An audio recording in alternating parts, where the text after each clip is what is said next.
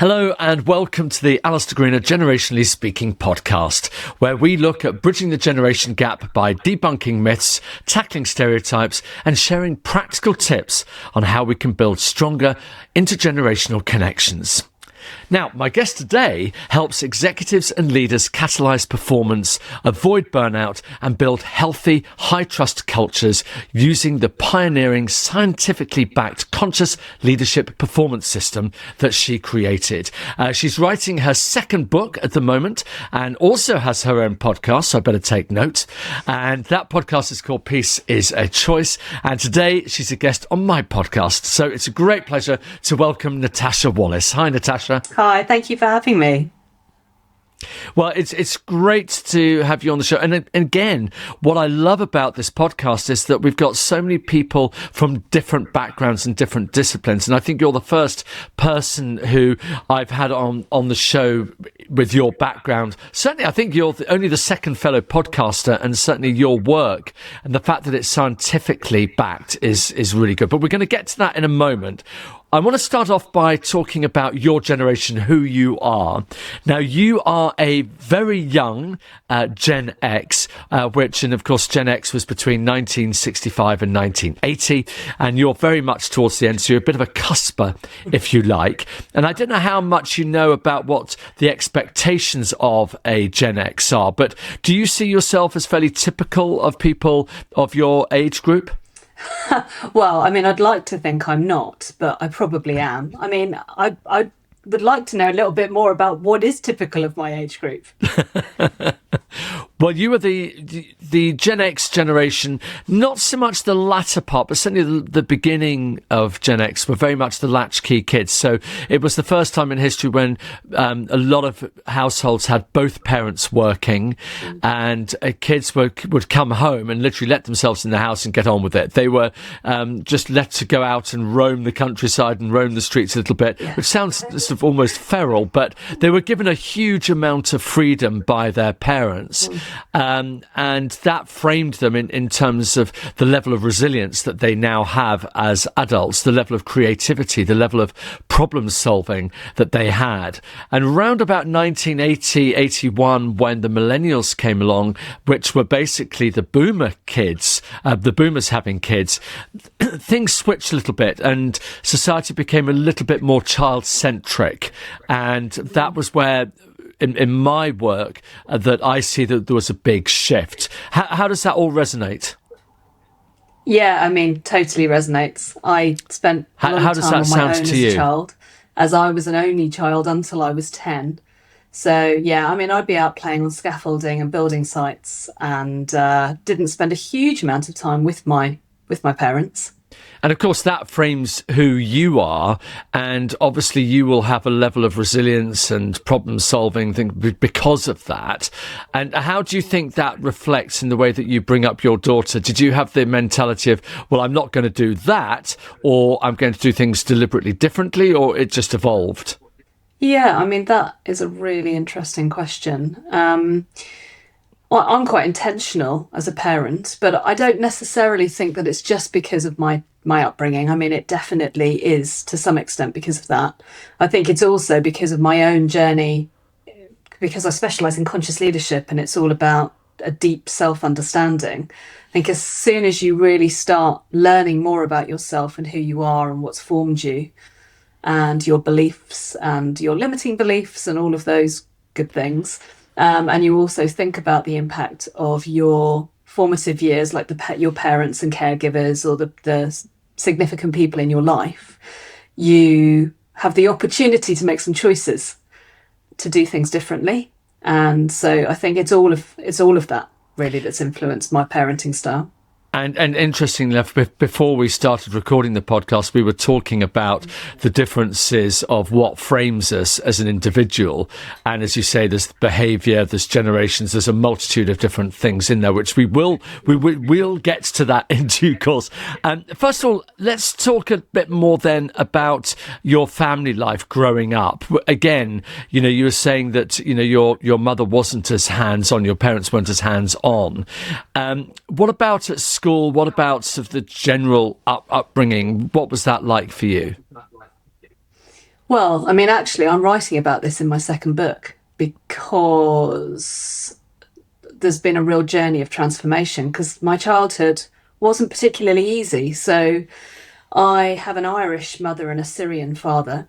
And my mother came to England when she was in her 20s and met my father, who was an asylum seeker in the UK. And they split up when I was a baby. And so my mum ended up moving back to Ireland. And we stayed there until I was 6. And the reason that we moved back to England again is because mum said that we were always ostracised in Irish society. Now, I mean, this is her perception, and, you know, they say perception is reality. This was the experience that my mother had, where she said, because she was a divorced woman in Ireland back in the 80s, and I was the daughter of a Syrian father, she said that just came with all sorts of problems for us. And she said we were never really included in Irish society, and that people, she would say that people would talk behind their hands when we went out. And she always said to me that the reason that she brought me back to England was because she thought that I would never be given a chance in Ireland. And so that's really like the backdrop to my life, insofar as that was the starting point for it. And there's an interesting segue to the work that you do, because it has made me think very seriously and take very seriously inclusion, because I had that very early formative experience of exclusion. And so I really think that that has influenced who I am and how I show up and the extent to which I accept other people now. Wow, that really is fascinating. And as you say, you know, Ireland at the time, Ireland clearly isn't the same in 2025, 2026. So it's fascinating to see that snapshot of time. And that's the really a lot of the strength in generational thinking is because that does have an impact on an individual and what shaped them and what formed them. And the fact that you then went on to be involved in inclusion and in looking at behaviour is so interesting. And there's a very good chance, I'm sure, that that's the reason that you got into that, because of the, you know, that upbringing. How conscious that was and how subconscious, of course, is another matter. So, yeah, tell me a little bit more about your work then. You know, first of all, the fact that you've got this scientifically backed system. How does that work? Well, so about 8 years ago, as a senior leader, I burnt out. And it was a big shock to my system. I wouldn't have ever have thought that I would have burnt out, because going back to your point about resilience, my formative years, and actually there was much, much more to it than what I've shared, but it made me very resilient. You know, I was very independent from a very young age. My mum was a single mother. She was trying to sort of hold it all together. I didn't get a huge amount of attention. My father never came back, so I didn't have any relationship with him. So it led to an inner strength. I didn't realise I had it, but I definitely did, and made me incredibly resilient. But also, I didn't really have a sense of family when I was growing up, because we then left Ireland when I was very young. So we weren't with our family. So we were in England predominantly on our own. And my mum moved around a lot because she had lots of issues in her life, and it led to her sort of constantly moving. So we never really found this strong base or community sense of belonging. I didn't really get that until I got to work. So I took my job really, really seriously. I mean, I did then, I always have. And then 8 years ago, I burnt out. So as this very resilient and independent woman, I had this like cataclysmic burnout experience, and it was a huge shock to my system. And it was the combination really of that time, that experience that I had, and feeling that the people around me, my fellow leaders, didn't really have my back, which is partly what led to my burnout. So I felt a little bit excluded during that time. And actually, then, if I can just interject there, because and I promise you I will let you finish that story, because it's really, really interesting. But I just wanted to bring in that interesting generational aspect to that burnout, because one of the things that we're seeing is a lot of Gen Zs are seeing exactly what you experienced and saying, I'm not prepared to put up with that. I don't want to have to go through that. I've seen it happen with my parent or parents, and I don't want that. And that is shaping today's workplace because of what they're seeing with their Gen X parents. And again, are you getting that sense with your family and the Gen Zs that you see around you, that sense of they're not prepared to put up with what you put up with? Sort of. So for the first time, actually, I've done a lot of work with Gen Zs this year, applying conscious leadership at another level in organisations. So I've worked with quite a large number of them. And I think it's fair to say that they definitely don't want to experience the same version of work as we experienced. But it's actually really hard to defend against it. Because absolutely. We are working in a climate where we're having to do more with less. There's lots of pressure. They're in this interesting place where they're having to prove themselves. They're having to demonstrate their worth.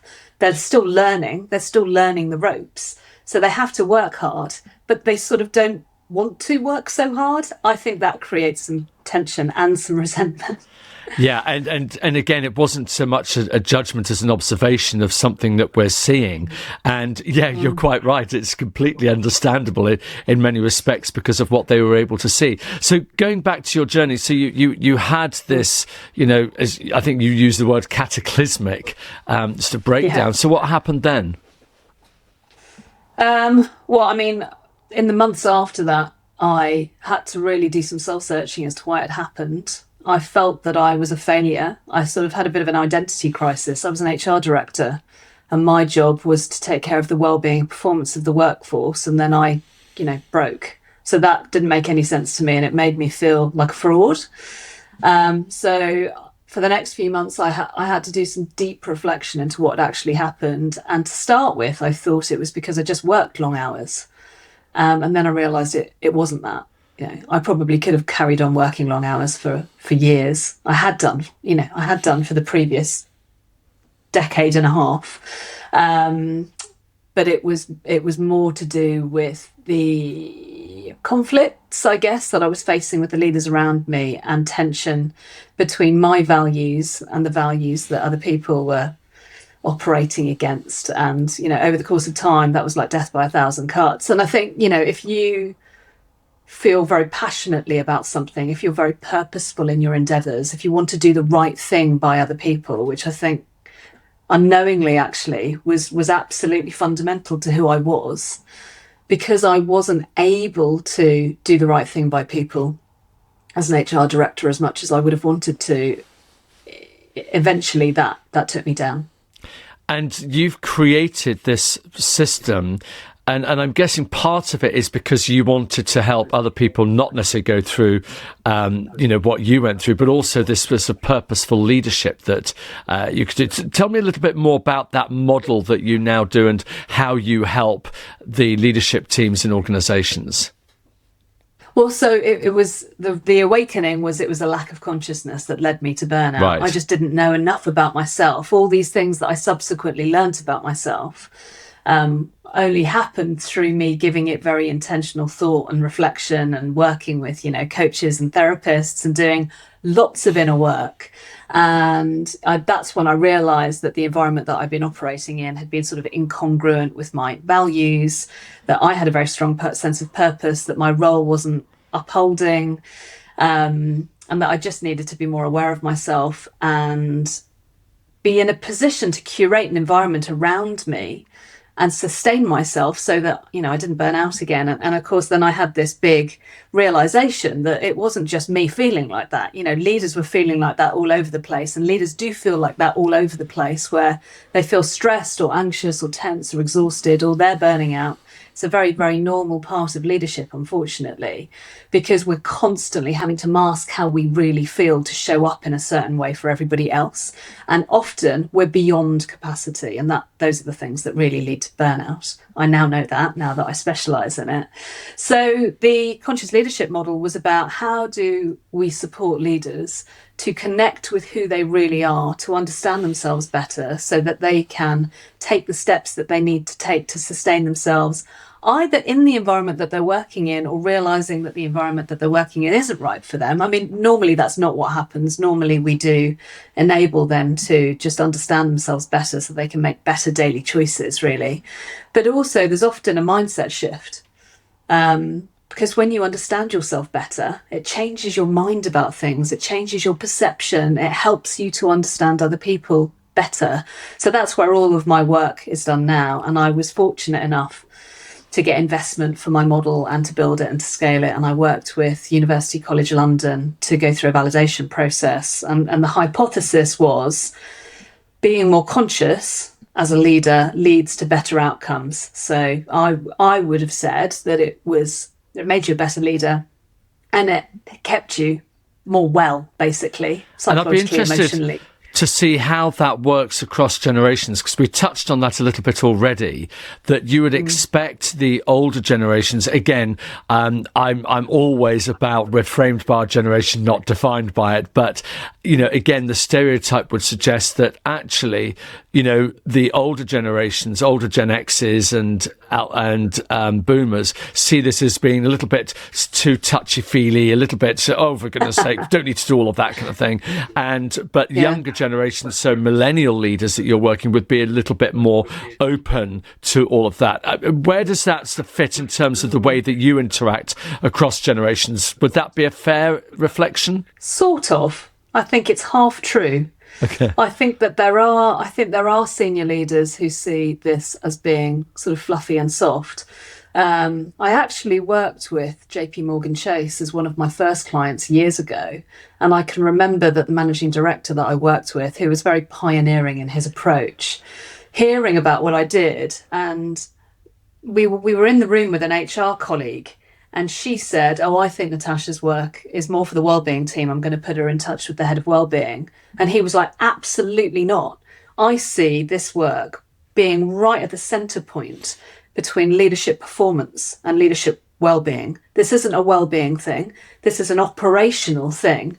We need to support our leaders to not burn out and to feel okay in their jobs, to do a good job. He just got it. So I think there are, and of course I've worked with many, many leaders and large businesses, normally large businesses, but it can be small, since then, because they just get it. They understand. They're having more and more of their leadership team coming to them saying, like, I'm struggling, and they understand that they need support. But then going back to your point about the younger generations, are they more open to this? I would say that when you create space for the average leader to tell the truth about how they're really feeling, it's one of the most cathartic experiences, one of the most liberating experiences that they can have, because they are masking all of the time. So you just really need to create that safe incubator, and that's either on a one-to-one or in a group setting, which is what I do. And that, it pours out of them. They tell the truth and they're like, oh my God, I feel so much better for having done that. What's interesting about the younger generation is that they are still developing their emotional intelligence. They're still developing their awareness. So although I would have expected them to be like, oh, this is so obvious. Of course, you need to understand yourself to feel better and do a better job and to be a better leader.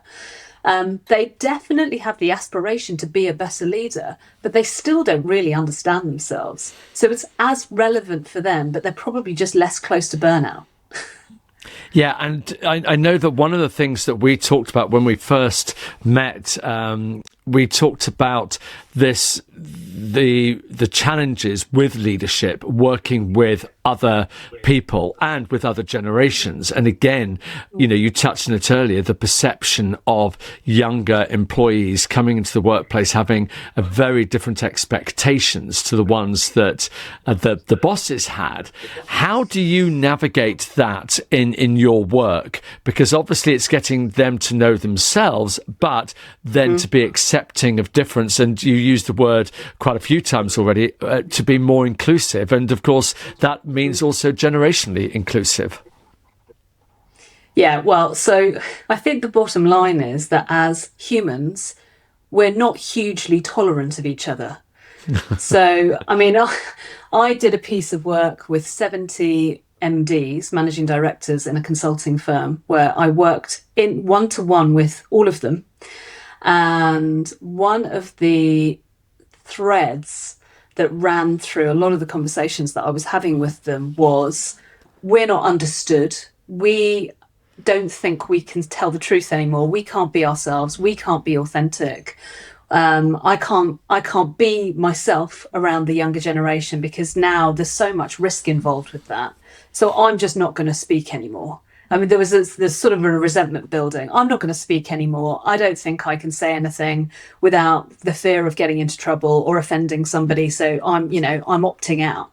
Now, bearing in mind, these are the leaders of the business. So that's hugely problematic, because if they opt out of conversations with the people that they lead, obviously, I mean, I don't need to explain why that's a problem.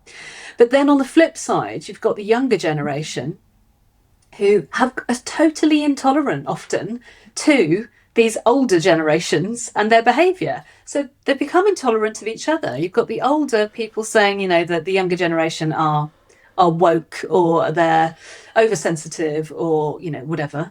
And then you have the younger generation saying that the older generation are old-fashioned and they don't understand anything and they don't, show enough respect and care.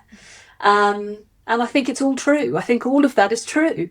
So, and it's certainly something I hear about a lot in my work. You hear that constantly, from people, and this almost guilt that the senior leadership know, the older generations, they know they need to be better at dealing with it, but they you've implied it there, they're almost paralyzed by not knowing, and there's the lack of communication and also the acceptance of, I think it's about intention, isn't it?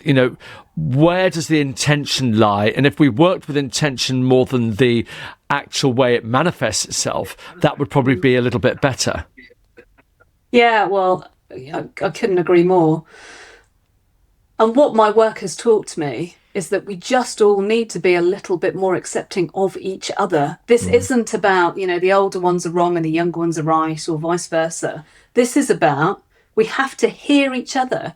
The younger folks need to understand that the older folks come from a different generation. They have a different experience of life. They have been formed and shaped by their experience of the world. And the younger generation have been formed and shaped by their experience of the world. The thing that needs to happen is a mutual respect and understanding and a willingness to understand each other's viewpoint and to listen and to hear each other and to see each other as humans in order to understand. I think the only caveat to that is bad behaviour is bad behaviour. Yeah. Bad leadership is bad leadership. And a young, unaware voice who is confrontational and disruptive is bad behaviour too. So we shouldn't tolerate bad behaviour. The leader needs to work on themselves and be a better person. And the young person needs to recognise that they don't have all of the answers and be curious. But there is definitely a need to really understand each other's worlds in order for that all to come together. I really like the way you effectively have separated understanding but to a point that bad behavior, as you said, is bad behavior, and then actually saying, yes, we need to understand, but there's a point in time, no, that's just not civilized behavior to whoever's doing it. And I think that's a really, really good point, because we're all told to understand. I had a great term the other day, which is having authentic listening, which I completely endorse, but there does come a point in time when actually that needs correcting. That behaviour, especially poor behaviour, needs some form of intervention. So that's really, really interesting. I cannot believe how much we've rattled through an awful lot, but we don't have a huge amount more time. So one of the things I would like to understand is the sort of the way that you help those generations break down those barriers that they have between them, the lack of understanding. You've obviously touched on it in terms of listening and not making judgments. Are there any other things that you do in your workshopping or something that will break down those barriers? Well, I think it's self-understanding, ultimately. I mean, it's interesting. I wish that somebody had showed up to me in my earlier years, in my 20s and my 30s, and told me what really good leadership looks like beyond you need to communicate with people, and you need to make sure that you give them clear direction, and you need to manage change effectively, which was often what leadership development looked like back in the day. Or you need to know how to have difficult conversations with people who are underperforming. Often leadership development lends itself to the sort of lowest common denominator. From the research that we've done into what really great leadership looks like, really great leaders see their people, they hear their people, they're advocates for them. They are present, they show up, they give them clear direction. So from a leadership perspective, those are the behaviours that create inclusion. They're the behaviours that allow your people to feel like they matter. That's all anybody wants to feel. Like we're all yearning for this feeling of being seen and understood. So, that's what the leaders have to do. They have to create an environment where their team members feel seen and understood. And of course, for the younger generations that are coming through, they need to work in an environment, or they need to contribute towards a healthy environment where everybody feels seen and understood. It's sort of a great amount of tolerance and self-understanding and emotional intelligence. I mean, ultimately, we all just need to work on ourselves, because when we understand ourselves, when we're more accepting of ourselves, then we can be more forgiving and understanding of other people, and it all, it's a beautiful ecosystem, but it starts with self. Yeah, and I like the way that you are saying that it's actually up to every single one of us. One of the things that I see in my work in generational communication is that people are focused on a particular generation and how everybody else can work with that generation, where I like to see it more of a holistic picture. The fact that actually it's everyone interacting with everybody else and accepting that we are very different people. We were brought up in a different world that has framed us in the way that we think. So, yeah, that's really valuable talk. And actually, I love hearing from, I know we shouldn't be looking for people who effectively endorse the thinking that we have, but it shows that you're on the right track sometimes, especially when your work has come with such a strong scientific background. I just want to finish off, if I may, with maybe 2 or 3 very quick tips that, as takeaways, that people listening to this podcast can use that will help create more generationally cohesive workplaces. What are your kind of top tips? Well, I'm just going to use the 3 sections of my new book, because they've come from years and years of research, and also the application of conscious leadership. The first one is get conscious. So learn how to breathe, take a few deep breaths, step back, and objectively look at what's really going on, and say to yourself, what's really happening here? And there's an incredible book called What Happened to Them? So rather than saying, like, why are they doing that, which often is, comes from a place of a lack of tolerance, what has happened to them that leads them to behave like that is a much, much better question to ask yourself. So I guess that's the first thing. The second part of my book is about radically loving. And this was one of the first realizations I had after my burnout, was that, one, sometimes we need to really demonstrate sort of loving behavior in a place or in an environment or in a situation where love is a really difficult thing to access. And what I mean by love is acceptance and forgiveness and understanding and lack of judgment. We need to find it for ourselves, because we can only find it for other people when we find it for ourselves. So I call it radical love, because it's sort of loving where love often doesn't naturally show up. And then the third tip is about deeply believing. You have to believe that other people are doing their best. That we all, generally speaking, most of us aren't in sabotage mode most of the time. I mean, we are sometimes. But, people are really genuinely trying to do their best. So if you're a younger generation that's looking at a senior leader going, they're an absolute moron, like, how did they even get that job? Like, they probably are doing their best. Now, their best may not be good enough. And I go back to my caveat about bad behaviour is bad behaviour. But most people are doing their best. And when you look at the younger generation and you're like, they're woke or they're a snowflake or whatever it is you want to see them as, they're also doing their best. Like, we all are trying to just get through on a day-to-day basis. So if you believe that, then actually allows you to just be a little bit more accepting of the people around you. What a great close to the podcast. Thank you so much. That's some real pearls of wisdom. And it's just been great chatting to you, getting the insights that you have and hearing it from a behavioural perspective is really brilliant. I wish you all the best with your book and also with your podcast as well. I know the book will be out soon, and we'll put all of those details in the show notes so people can follow you, connect with you, and also see some of your amazing work. Natasha, it's been an absolute pleasure chatting to you. Thanks for coming on the podcast, and thanks everyone for listening. The Alastair Greener Generationally Speaking podcast was presented by me, Alastair Greener. It was recorded at Granary Studios and produced by James Jones. Please follow us and leave us a review wherever you get your podcasts. To find out more, visit generationallyspeaking.co.uk.